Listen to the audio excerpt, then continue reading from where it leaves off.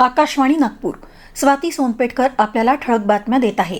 नवी मुंबईतील खारघर पनवेल परिसरात विदर्भ भवन उभारण्यासाठी महसूल मंत्री चंद्रशेखर बावनकुळे यांनी खारघर इथं उपलब्ध असणाऱ्या 2 एकर जागेचा प्रस्ताव शासनाकडे सादर करण्याचे निर्देश जिल्हाधिकारी रायगड तसंच सिडकोचे एमडी यांना दिले आहेत.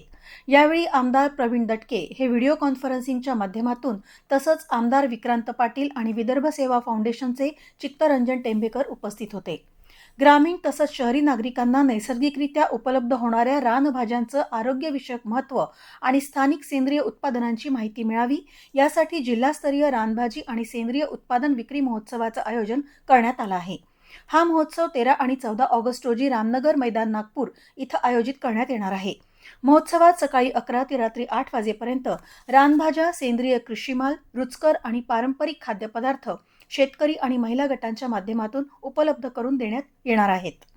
300 कोटी वृक्ष लागवड, हरित महाराष्ट्र अभियान आणि विकसित भारत रोजगार आणि आजीविका मिशन ग्रामीण अंतर्गत नागपूर जिल्ह्यात 5 लाख वृक्ष लागवडीच्या उद्दिष्टासाठी सर्व ग्रामपंचायतींमध्ये व्यापक वृक्ष लागवड मोहिमेला सुरुवात झाली.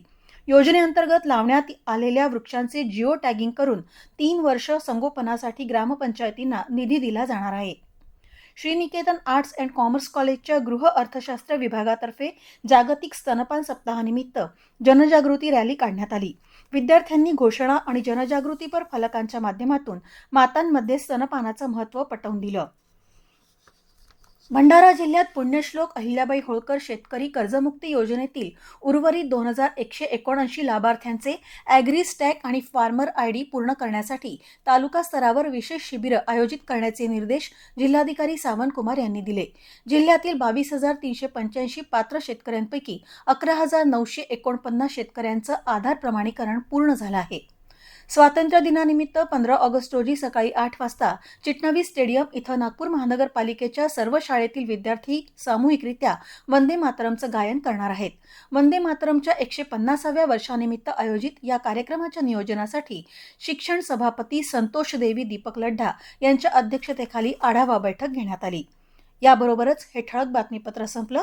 यापुढील ठळक बातमीपत्र रात्री 8:42 विविध भारतीवर ऐकू शकाल. नमस्कार.